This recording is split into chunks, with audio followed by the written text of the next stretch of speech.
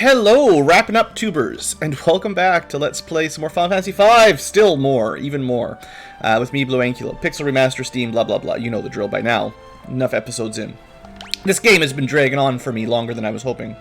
But, so here we are, between the last episode and now, and not even streamed for the stream tubers. I did a little bit of grinding to get the jobs mastered I wanted. Honestly, well, it took a while, but I have a pretty good spot, and I'll show that off in a minute. Basically, Butts and Kryle are my melee fighters, and then Lena and Ferris are my mages, so Freelancer for equip anything and 2 abilities, and then Mime for equip most things and 3 abilities, so that way we can get the dual cast and 2 different types of magic, which is pretty cool. So just as a quick overview, Butts is going to be my rapid-fire Spellblade, because I gotta have at least one of these. It's just too good to not use. Kryle, we're actually going to go Throw and Blue Magic, because Throw is real good, as it turns out. And Blue Magic, I mean, we've been trying to focus this run on Blue Magic, so we gotta have someone. She'll still be in the front row with amazing weapons, though, so she'll be a melee fighter that also has some cool abilities. And then Lena, we're going to go White and Time. I realize this is all support with Holy.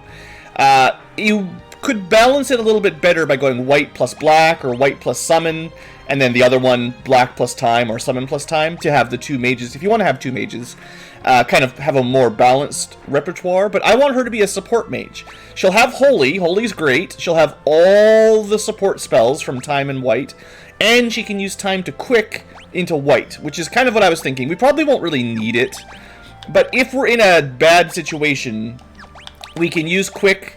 We can dual cast Quick and get 4 spells off instantly for a lot of MP. But that should allow us to, well, whatever we want to put on. We could put a bunch of healing, we could res a bunch of people, we could put Reflect Up, Shell, whatever you know, whatever you want to put up real quick. So that was kind of my thinking. She's going to be a proper White support mage. And then that leaves Ferris with all the offense. So she's our nuker, AoE sweeper, murderer.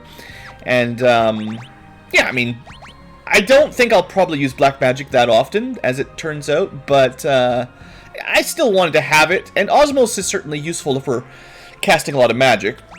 And then we'll have all the summons for superpowers. I did look it up. Officially, the Magus Rod does it boosts the power of all elemental magic except water. I don't know why, but everything but water.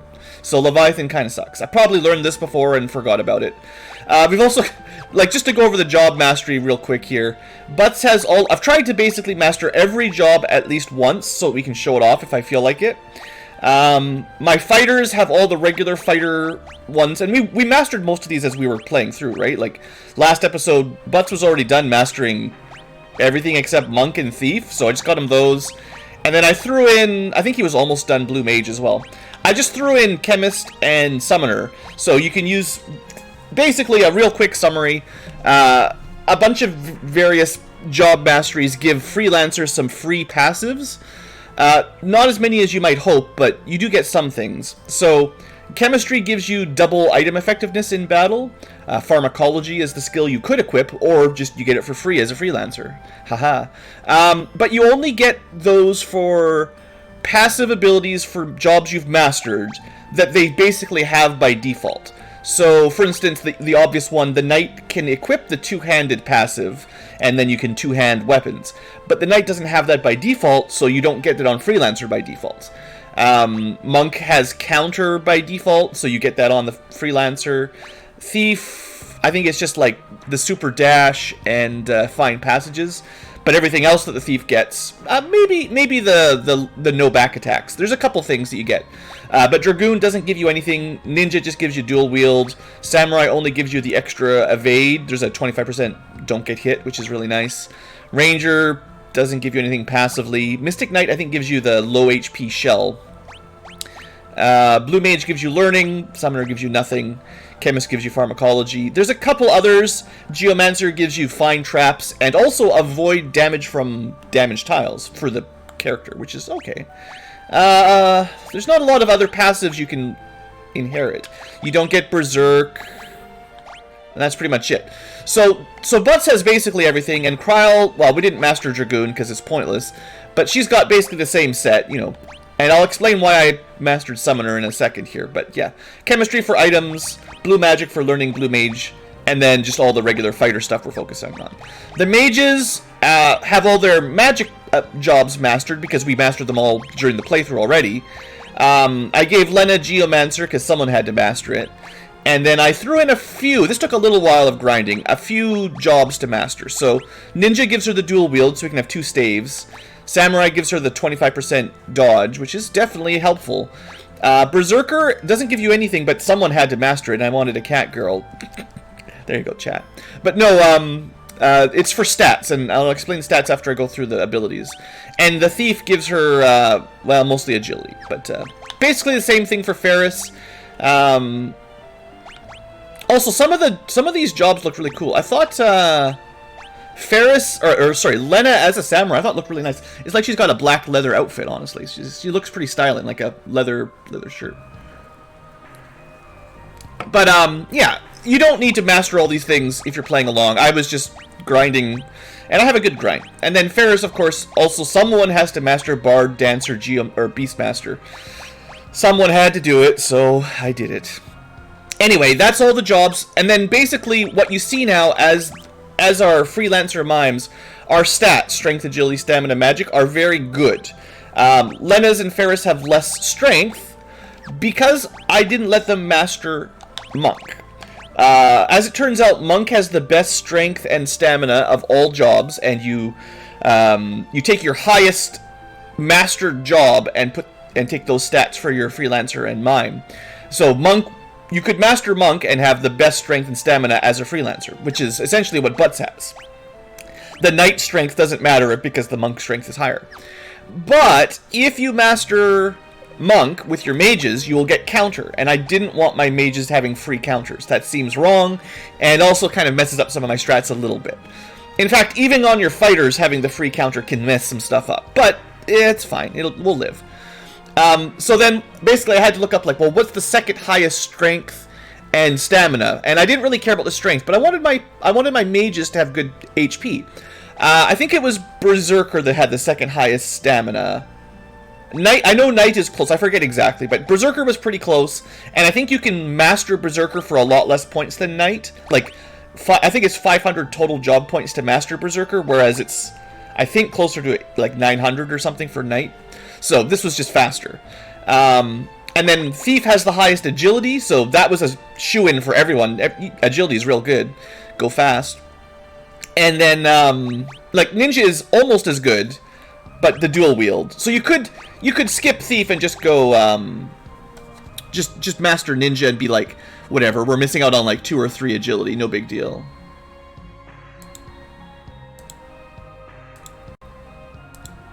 Sorry, I just had an alert from my bot that it wasn't working. No big deal. But yeah, anyway, and Samurai is also pretty good for strength and stamina, but so you could just master Ninja Samurai and be like, oh, we're 2 or 3 points lower on strength stam, but yeah, whatever. Berserk, good enough, and it's a little bit lower than Monk, whatever. And then the reason the Freelancer has Summoner is just, this is the highest magic boost. Black Mage is close, but Summoner is better. And it didn't really matter, it probably won't matter much for Butts, but because we're doing Throw for Kryl, if you want max damage, Lightning Scrolls, so on, whatever, you actually want to have a good magic stat. And I've sort of tested up to, if you put all the equipment on, we can get to about 73, 74 magic right now if I just really just cap it out. I was throwing Lightning Scrolls for like 5,000 damage, like, pretty good, and, I'll take it.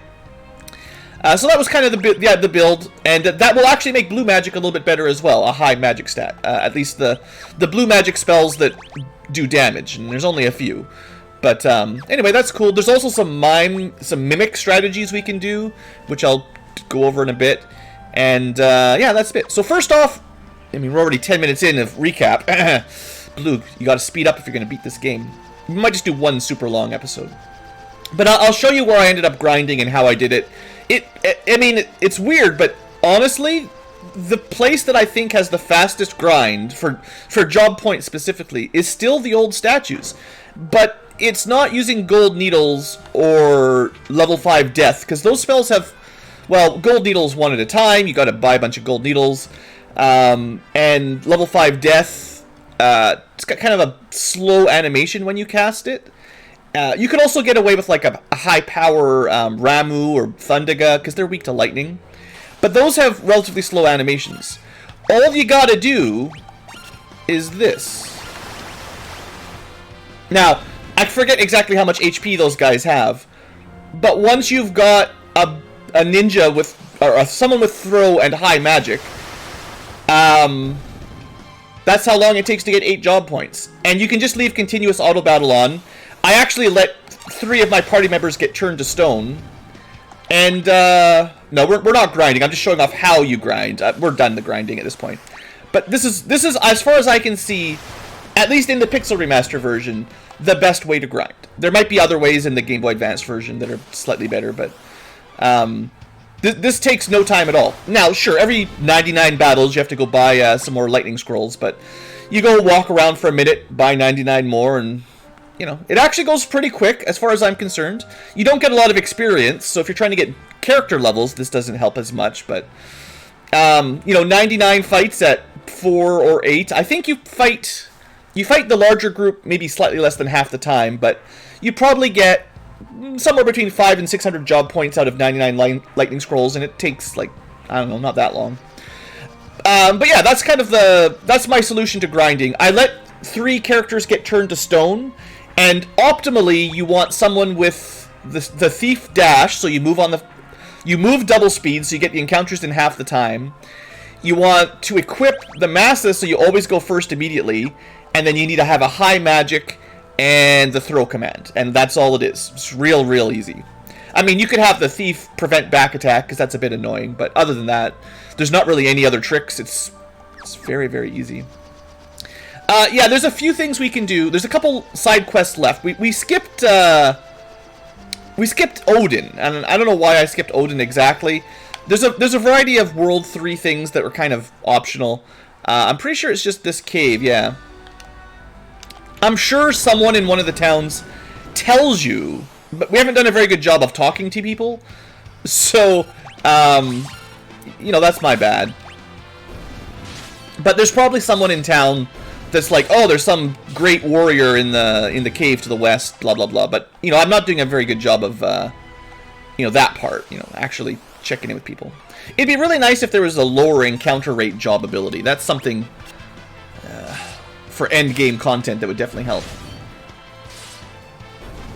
Oh, weapon wise, Butts has Excalibur and another sword. I haven't 100% decided.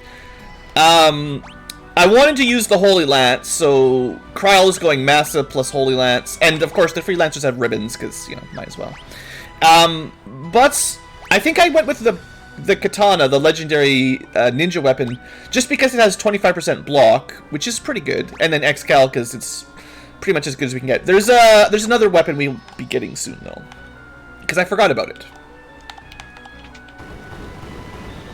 But yeah, there's a couple side quests we missed. I just looked them up because I couldn't remember, and honestly, I want to show them off in the Pixel Remaster, but I don't want to spend a lot of time.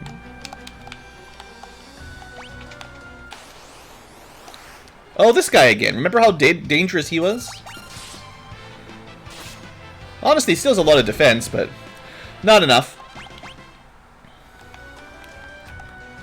I guess if you had 6 of them, they might be a little bit dangerous.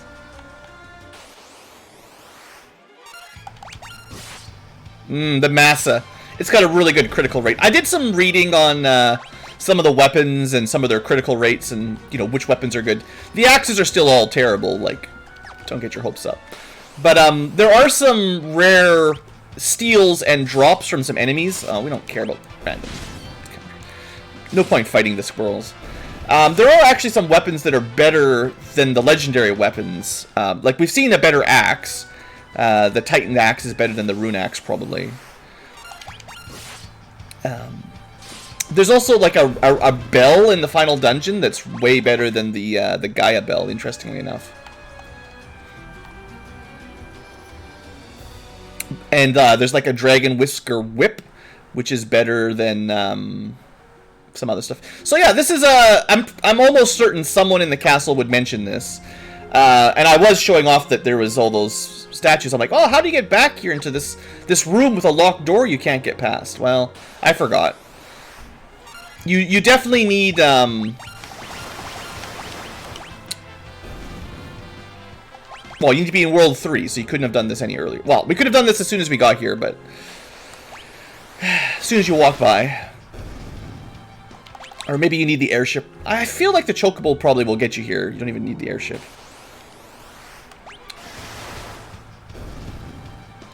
But as usual, Odin hanging out in the basement. Came here to best me, eh? You got 1 minute. Good luck. Okay, I want to show off a cool trick here. So, these are real expensive, and I don't have that many, but I want to show it off. So, Fuma Shurikens are pretty good, right? They do a lot of damage. One of the few downsides is they're real expensive. But if you mime them, you don't have to spend extra. We spent 1 shuriken and threw it 3 times, and we could have just kept copying mime over and over again. So, there's a cool strat for you. Another reason to bring throw. I think that also works with most consumables. So, things like, I would expect to throw money if you cast Zenigage, whatever it's called, the Samurai Money Throw. That would also... what am I trying to say? That would also... it would cost money on the first toss, but not on the second... not on the mimes. The thing is, usually everything dies with 1 throw, so... whatever. Anyway, there we go. Now we've got all the summons. Technically, Odin was a tier 4, and then Phoenix, Leviathan, Bahamut for tier 5. Can we exit out of here? No. I've gone back and forth on exit even being in this game or not. I just forgot. And the thing is, like...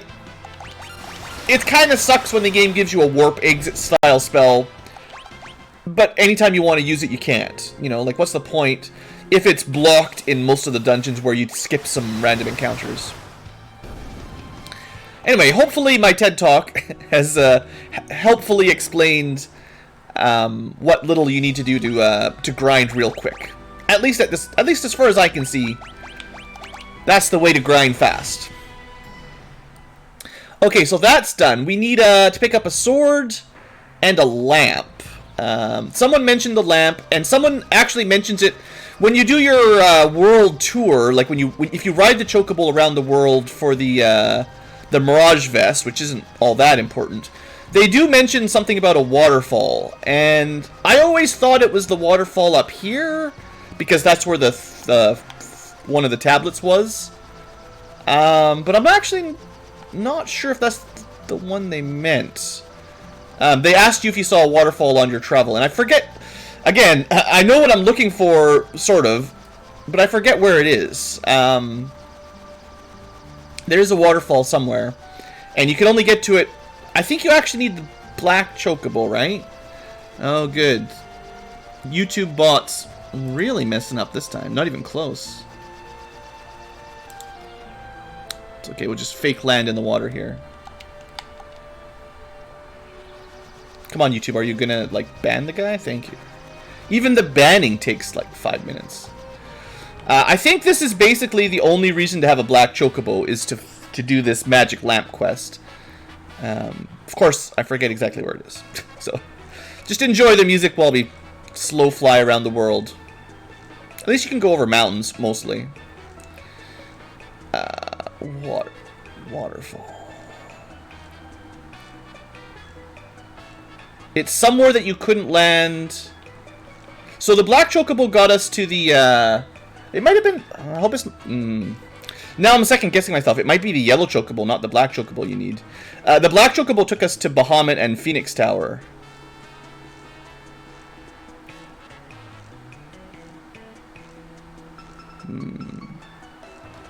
Good old blue. I never remember what I'm doing in Final Fantasy V. I don't know what it is. Something about this game, it's like it just auto-deletes from my brain every time I play it. feel like the river system here really is suspicious. But you'd need the yellow chocobo to walk all the way through it. But maybe it's... Oh, it's like the top of... Yeah, okay, I remember... yeah, sorry. It took a while. But I think the old neurons fired up eventually. Oh, we'll airship to the Boko Chocobo. And we'll just...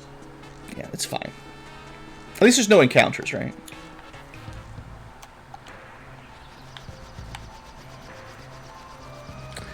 So after this... Oh, there's one more thing. I forgot to mention this. I have... You might have noticed when I looked at the blue magic, like, Blue, when did you get that? It doesn't even give you haste anymore. What a garbage spell. Mighty Guard, Protect, Shell, Levitate. Shows how rarely I actually cast it. Blue magic I never use. So I was right. I'll just fly over and show where you can get it if you want. If you're playing along... You just need to come here near this little peninsula.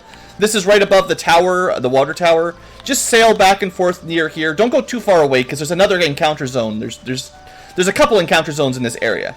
So you want the one sort of up on the north side. Just sail back and forth. Eventually, it's apparently, according to the guides, a 1 in 16 encounter. You fight a big fish with a lot of hit points, a stingray or something. You have to control it, as usual. So bring your Beastmaster abilities. And it'll cast Mighty Guard. It's not that hard to get, but it does take a little bit of grinding. It took me 15 minutes or something, because, you know, random luck. I didn't want to do it on stream, because it could have taken hours. Also, hey there, Kitsu Narasu. Alright, one more Chocobo trip, and this should be the last one. Oh, I have to remember my knife. Don't forget the other bird trick. How do we even get up there? This is... I feel like I want to get this just to show it off and show how annoying it is to find it. It's almost like... It's almost pointless. There's no real reason to go pick this up, which is probably why I just forget about it all the time. You spent 8 hours getting the stingray? Well, hopefully you were sailing in the right spot.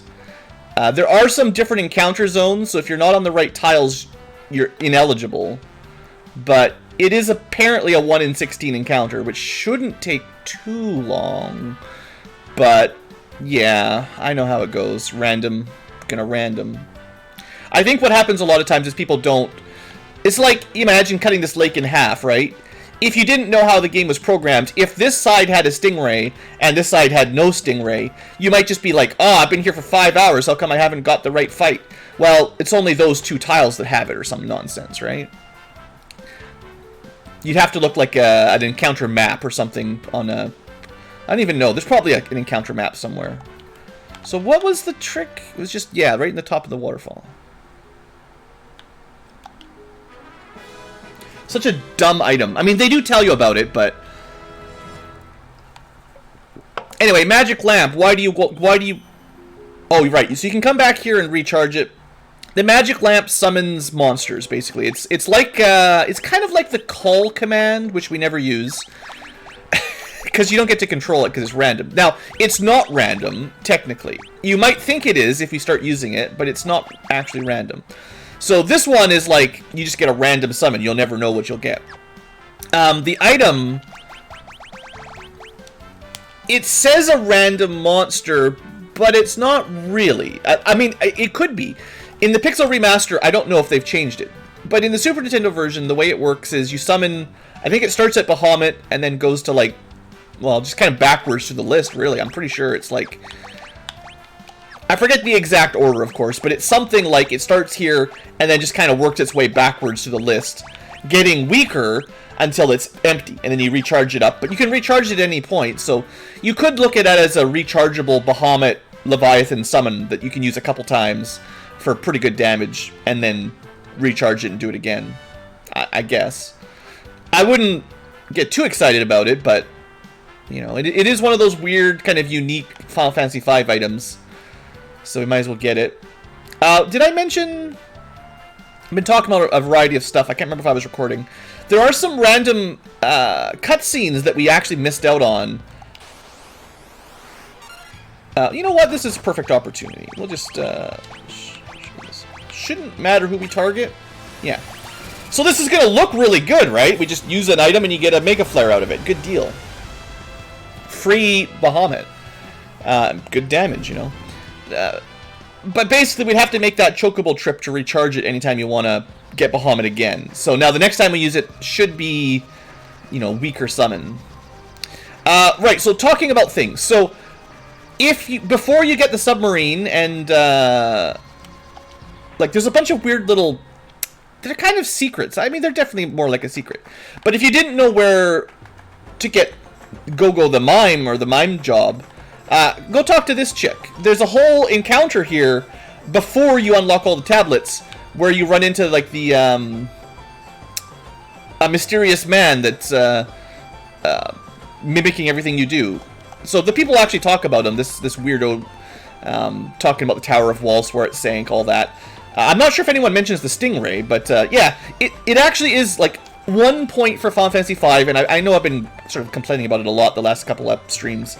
The World 3 towns that survive, that aren't destroyed, actually get updated quite a lot. There's quite a lot of dialogue to help you figure out all of these side quests. Now, I'm not going to double check if one of the towns tells you where the stupid middle-of-nowhere tablet is. But I wouldn't be surprised if at least someone in one town says, I saw something weird over here in this ocean. And then that's where you'd go to find the tablet. You know, or I saw some lava or whatever, you know, some kind of tip to tie it together. Underwater fire. Now, I forget the name of the town, so let me just double check this real quick here. I don't want to fly around too long. Side quests. We can get a ribbon somewhere, supposedly. Rigole? Where's Rigole? Or was that the town I was just in? Maybe I had to do the side quest. Supposedly you can get a ribbon. I figured I should at least get the ribbons, because you should know where those are. Okay, no, Rigole is north. I don't know the names of the towns in this game very well. It's just, can't remember names. Alright, so supposedly the equipment shop. Talk to the, oh right, the little girl. She even mentioned the ribbon when we, I think in World 1 or 2, whenever you first time come by. She's like, oh, I love my ribbon. I'm like, I want that ribbon.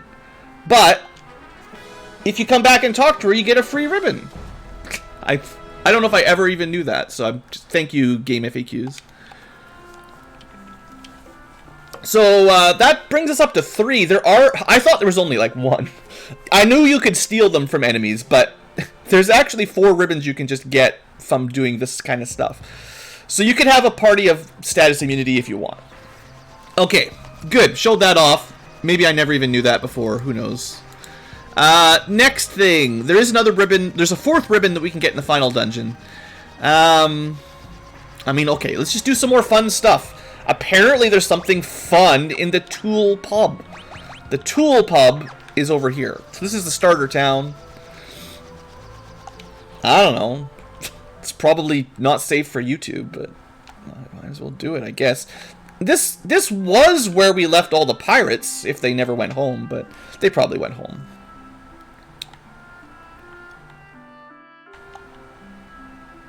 The leader of the, yeah, everyone, see, you know, I haven't been talking to people, but they really do all know, like, you know, the updates, right? Like, so Ferris isn't sleeping in here anymore. Now we can sleep. She's embraced her femininity. She can be a dancer now. Was it just these 3 girls again? This is the same as before, right? Or maybe it's special because now we're the hero of the world. I'm pretty sure I showed this off, like, in episode 1, but I don't know why it was written in the guide. Butts is a player. I'm not sure if that counts as a secret. Okay, what else do we got, guide?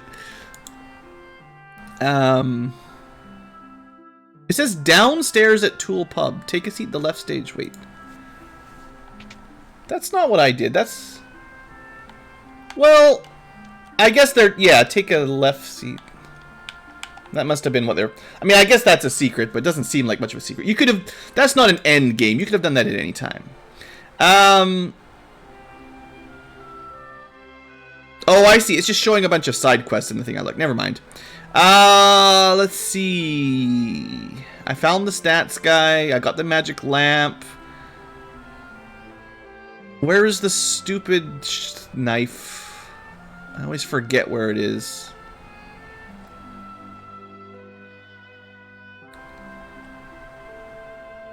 Alright, it is in... After you go to the ancient library... Okay, we already did all that nonsense.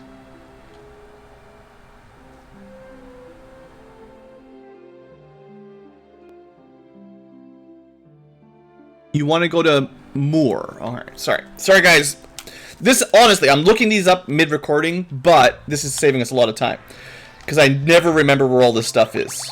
If I was playing Chrono Trigger, I know where all these weapons are. But... Pyramid of Moore. Oh, so it's the town... Probably right west of it. So we could have gotten this before we did any tablets, I guess. Technically the best weapon in the game, actually. If you're playing the GBA version, there's better, but I think this is actually the best weapon in the game for us. Somewhere. Oh, it's like... Right, it's that weird one that you have to walk through like a mile of secret passages. The forest turned into a desert. Yeah, it's neat. I do like how a lot of people actually do mention, you know, the whole worlds being combined. You know, I should give Final Fantasy V a few points for being pretty good with the whole... We recognize that the world is different. A lot of RPGs from this era, Super Nintendo NES era, didn't bother updating, you know, NPC dialogue when you do something. You could save the world and everyone's like, oh, you should talk to the king, or whatever, right? Like, is this it? Where's the entrance? I mean, I could follow the guide, I know, but I forget. I just need to figure out where it starts, and then we'll be fine. We should have the Thief See Passages ability, so if there were passages to be seen, we should see them, but... I feel like it was on the left. Yeah, okay, this is it. It's gotta be it. It's not it. It's not like a... I'm pretty sure this is not a missable type thing, but... There's not like... Oh, okay, okay. See, it's very tricky. You have to... Just if you're playing along... You have to basically walk behind this house... And then straight through it... And then you just work your way through at this point. But don't go too far south. Nope, go south. Alright, getting this far means you're very brave. Or lucky. Brave left, coward right. I'm just going to say, unless you're playing a game with 0 running away, don't take the one on the left. Chicken knife is actually probably better anyway for secret reasons. Bark, bark, bark. Turns into a chicken and runs away. So I'll explain the mechanics on this, because I looked it up a little bit, and this is one of those kind of secret... If you're playing the Super Nintendo version, and I am curious if it's different in this one. I don't know the way out. Just let me have... So the obvious thing here, it's not a huge secret, but the Brave Blade gets weaker every time you run away, and the Chicken Knife gets stronger every time you run away. So that on its own gives you a bit of an idea of like how you want to do it. If you run away, the Brave Blade, it starts at like 150 power, which is great. Like Excalibur's only like 110 or something. But if you run away like 20 times, it's already almost the same, and if you keep running away, it eventually turns into a 1 power weapon. And the thing is, unless you're a machoist, you're probably going to run away from combat now and then, right? So the Chicken Knife, on the other hand, gets stronger. Now, it doesn't have the same cap. It doesn't actually get quite as power, and it's not charged up yet. It's only at 65, I think. Did you have any black screens? No. So, at the moment, this weapon, if I equip it down here... Where are we? Is it just always at the bottom, maybe? Yeah, no? I got too many weapons. I probably should sell some of these. But yeah, at the moment, it is a damage down, sort of. But the trick with it is, it uses, most weapons use either your strength or your agility in the formula for damage. So Excalibur is like strength damage. I don't have any normal knives, but a normal knife should be agility damage, although in the Super Nintendo version it's actually bugged. So bows and knives don't do full damage because of a bug. But normally they would use a percentage of your agility to add to your damage kind of thing. But the chicken knife uses both your strength and your agility, and with good stats, it actually adds up more than the basic attack value. Now, we're not at full power, we're only at 65, so... It starts counting from the beginning of the game. So before you pick it up. So if you have ran away very much before you get the choice, you've already nerfed the Brave Blade down. Let me just double check. And it could be different in this version. I don't know how the Pixel Remaster works. It says 65. I want to run from a couple battles and see if it changes, because that won't take very long. I feel like we've probably ran away 100 times by now, but I don't know for sure. Oh yeah, there you go, 66. So it's still charging up. I guess we've only ran away like 60 times. I guess I'm pretty brave, but not brave enough, because it would be 150 minus 60 by now. So it would already have made the Brave Blade worse than Excal or Massa. So it looks like maybe it's going up 1 point every 2 runs or something like that.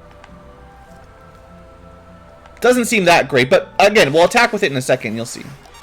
I just want to see it hit, like, a nice number of damage. Yeah, so it looks like it's going up 1 attack every two levels. Let's test it out and see how it compares. This is much weaker than the Excalibur, remember. But, like I said, it's kind of got its own formula for damage. Kind of a unique specialty. So it's already doing the same damage as Excalibur, basically. And it's not fully charged. It's a little bit less, but... Remember, if you look at the damage values, and this is like one of those secret things, I don't know how you'd ever guess. But, you'd be like, but Blue, Excal is 110. This is like... way weaker. You should probably just equip a good sword. Well, the chicken knife is actually the strongest weapon in the game. Especially if you charge it up, because it goes up to about 127, which means, like, I'm not sure I'm going to do it, because we'd have to run away for another... If it's 1 point every 2 runs, and I think it caps out around 127 or so, it's probably 256 runs, and then 256 divided by 2, maybe rounded down, like 127 for rounding. That's almost certainly what number we're looking for. But 127 would be the strongest weapon we have, better than the Excalibur in base stats. And because of the way the damage formula works, it'll do way more damage than the Excalibur at that point. So, oddly enough, the chicken knife, even without fully charging it, is the strongest weapon in the game. And I don't know how many more runs it would take to balance it out. We could just leave it like that, you know. Let's kind of customize it to a special value. But maybe as we head to the end game, I'll run from some battles every now and then to keep charging up a little bit. So we've just taken it from 67 to 69. Oh. How did we... Oh, right, there's that. Okay, I forgot about that. There's another mechanic for the chicken knife that I overlooked. This is the only drawback, and there's a couple ways around it. I forgot. So when you make a normal attack with the chicken knife, there's a 1 in 4 chance to flee. So it helps power itself up. I did forget about that. There's a way to avoid it though if you want, and it doesn't work on bosses, I don't think, but it might interrupt your attack and fail to run if you use it on a boss. Yeah, I forgot all about that. It's a good mechanic. It helps make it stronger, you know. And I believe it's 1 in 4 to run. It's basically as strong as the Excalibur after a couple runs, so that's good. Yeah, at 70, it's basically the same. That's great. But yeah, the way to avoid that is, at least in the old days, you use a command other than fight, and it won't trigger the run. So there's basically two easy ways around it. One we've already got ready to go. The downside with this is it's going to take forever for the animation because it's so friggin' slow. But if we use rapid fire, the flee ability should never proc. Because you're not fighting with it. It's only when you fight with it. The other ways are using like the aim command, or I think there's a couple weapons I've heard that also avoid it. So like if you're dual wielding and you equip, I think it's the double lance. Yeah, this guy. I'm pretty sure if you equip this, and early on when you first get the chicken knife, this is probably the easiest way. If you can dual wield, well, no, because you have to be a freelancer. But oh, actually, no, ninjas can. I think ninjas can equip twin lances and chicken knives. So you could be a ninja and go twin lance, chicken knife, and I'm pretty sure you'd never get the run from it for that. Anyway, it's cool. Hey there, Squatchy Meal. Thanks for the Twitch resub. Dang, we've been making money on Twitch for a long time. Anyway, that's chicken knife. That's chicken o'clock. I generally don't even use it because I generally don't spend the time to research how it works. And the auto flee is certainly a little annoying. But yeah, I'm willing to give it a bit of a try. And let me just double check if there's anything else we've missed. I think we missed one song that's gone forever. We can't do the Gill Turtle. There are lots of rare weapons and some rare armors you can steal or try to get rare drops. Like the Stingray I was talking about where you learn Mighty Guard, it also has a rare drop that gives you, I think it's the Dragon Whisker Whip, which is probably a better whip than the legendary Blitz Whip or whatever it's called. But, you know, it's like a 1 in 100 drop or whatever it is, and you only see the enemy 1 in 16, so, you know, whatever. But yeah, I'm not really doing a thieving steal run. We're going to skip all the stealing stuff, even though there's some good weapons there. And I think that's pretty much it. I think at that point, we've done all the side content that's not in, like, the GBA has more. But I think for the vanilla game, I believe that's it. So, 42 minutes in, yay, you know, whatever. But, you know, there's some stuff to cover. But I think that's it. Time for the final section. Maybe I should make this a separate episode and just be like, this is the compilation ep. Now we're just going to fly into a portal and go beat the game. Oh, I did buy, in case you're wondering, a bunch of high potions in Phoenix Downs. I spent most of my money on hookers and blow. I mean, drugs. I mean, I spent most of my money on a few of these Fuma Shurikens. They're very expensive. So I wanted to have a few of those for difficult bosses to use the Mimic. And I spent the rest of my money filling up on potions. And I think I bought 1 or 2 elixirs as well. But we've got lots of elixirs. It's no big deal. Oh, I haven't really talked a lot about how mimes work. If you're just doing dual cast magic, no problem. But remember, they don't have a fight or item command. So let's just talk about this for a second here. It fundamentally changes how these characters play, because you can't attack, and you can't use an item. So, now, that's not 100% true, because you can always copy someone else, and then you don't even spend it. So, maybe giving them the pharmacology thing wouldn't be a complete waste, but I mean, the chances of me using that very often are pretty slim, and it's, you know, I don't think they have smart casting or smart targeting, so they're always going to keep exactly copying the command and the target. So if you had smart healing, they would change the target of the high potion to someone that needs it, but they won't do that, so it's very difficult to mime good items. Now, you could use, like, 1 ether on someone who's, like, 0 MP, and then mime them back up for free, basically, without spending any items. But, you know, whatever. It's not that important, I don't think. One thing they can do is they can mime stuff like White Wind, which is a really nice way to heal up the party quickly if you need more than 1 White Wind. just 2 of them will pretty much always do it. But yeah, they basically what it kind of allows is I can dual cast Holy, for instance, which does a tremendous amount of damage from Lena, and if I want to, Ferris can mime that even though she doesn't have white magic. So my 2 mages, although they are specialty mages, one is support, one is offense. If I want, I can dual cast Bahamut and then mime dual cast Bahamut. So really, we can cast any spell 4 times per round, right? Actually, I don't know how miming quick would work. I don't know if I want to try that, but you know, in theory, you might be able to get away with that too. Probably not. I think you only mime the last action, so you just mime the last spell you quickened. But anyway, pretty cool. Mimics are fun.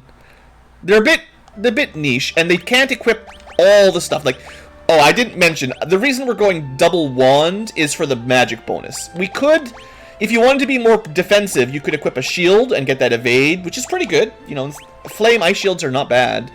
That's a lot of evasion and magic defense, and they do make you immune to fire or ice, which is good. You know, we could definitely do that if we want, or petrify.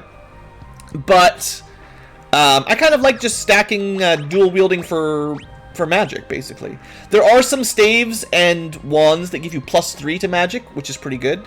Also, if we're fighting a boss, we might unequip the Hermes sandals so we can use Hastiga, and then equip something more protective, like the Protect Ring, maybe. Not that Regen is very good, but it's a lot of defense for my mages.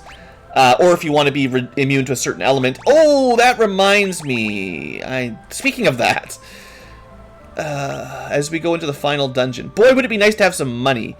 I almost forgot, but there's one more item that you might want before we go to the final dungeon. And I totally forgot about it until just now. The town that you would normally buy them is gone. It got eaten. Can you... I'm looking for coral rings. Maybe they must sell them in the Mirage Town, right?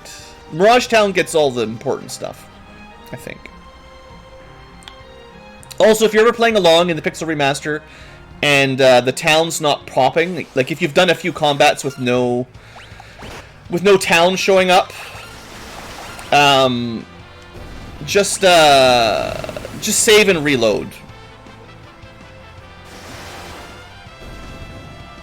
Oh, if you defend, your mimes will mimic defend.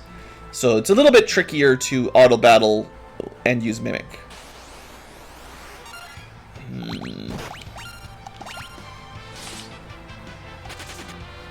I think they even mime counterattacks. So if you don't want to ruin your mime chains, you might not want to master monk. So you can see how we're not getting a lot of what am I trying to say here? Blue, get your crap together. We're not getting the town encounter, right?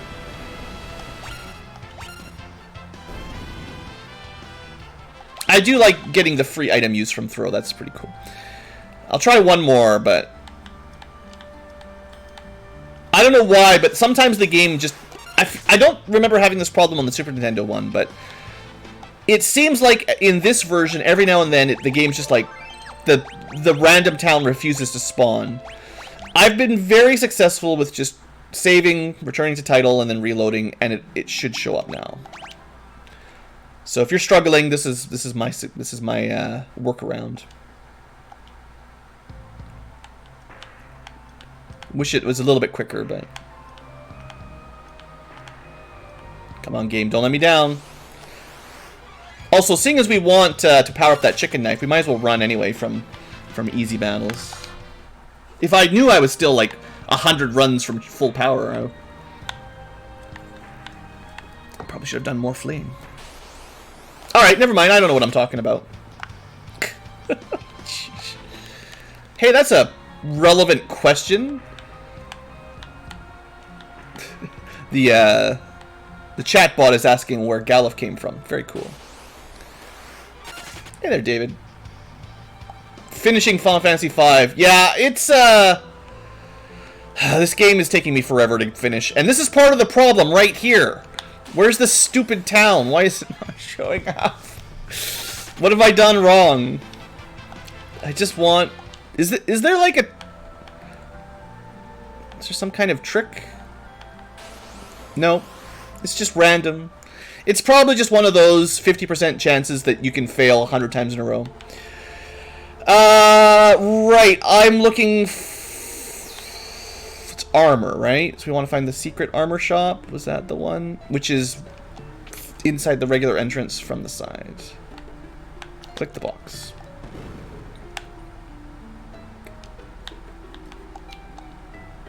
Yeah, so this is what I was looking for. Coral ring. Dang. Wish I saved some money. Well, let's sell something. First, let's sort our inventory. I was talking about selling stuff before. I never really did, because it's a game where you change class all the time. So selling things is difficult, because you want to keep spares. But, like, for instance, there's no need for great swords anymore. 50 attacks, garbage. This is all not good enough. Maybe the defender's okay. Blood sword's actually quite good. That +5 magic is nothing to sneeze at. I don't think ice or fire make much difference. Let's see. Weak ninja weapons. Sure. Wind bonus. I'll keep it, but I don't think we need it. The assassin's dagger I'm not a huge fan of. Thief knife, air knife, dancing dagger. I mean... I'm probably... I need a lot of money. I need to sell a bunch of this stuff. Oh, there's that type. Oh, that's worth a lot of money. Whatever. Get rid of it. The best thing about axes is selling them to make profit. Now that we've got the Magus rod, there's no need for all these rods anymore. You do get, you know, mostly free Blizziga, Firiga, Thundig off them, which I didn't really show, but breaking rods is very strong. Or maybe I did show it. Maybe it was much weaker in this version, actually, for all I know. Avis bow. I got 5 of them. Whatever. Now I got enough money. Oh, right. The Hayate bow does rapid fire 1 in 4 chance. Get rid of it. Oh, I got so many bows. I even bought this magic bow. I don't know why. It's trash. Oh, I looked it up. The Apollo harp, it does 8 times its regular damage to undead and dragons. So yes, against specifically dragons and undead, this weapon has an attack power of times 8, so 360. So if you put it on a freelancer, you'll be doing a ton of damage to dragons and undead. It actually is pretty good at one thing, but you know, whatever. I could probably just sell that. But legendary. I mean, whatever. It's just cleaning up our inventory a little bit more than anything. Alright. Oh, I could have sold the shields, but... Okay, we have enough money. We just wanted to have 3 of these, or, well, 4 of them altogether.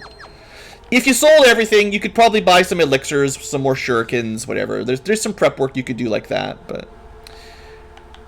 So the coral rings, the immunity to thunder is kind of cool. You might know why I want those in my pocket for later. It's not a huge surprise, isn't it? I've got. Let me just double check. Well, I've got 1 flame ring and 2 flame shields. Whatever. We've got enough fire as well. You could have 4 flame shields. Actually, I don't know if you can buy... I think you can buy flame and ice shields in there, too. I just didn't. Anyway, this episode has been your recap, future tubers. That's all the side content I care to show, other than stealing and rare enemies and filling your bestiary and using your Beastmaster to capture things. And there's a few things you could still do if you really want, but whatever. That's enough prep. Next time, we go into the void. Thanks for watching and all that.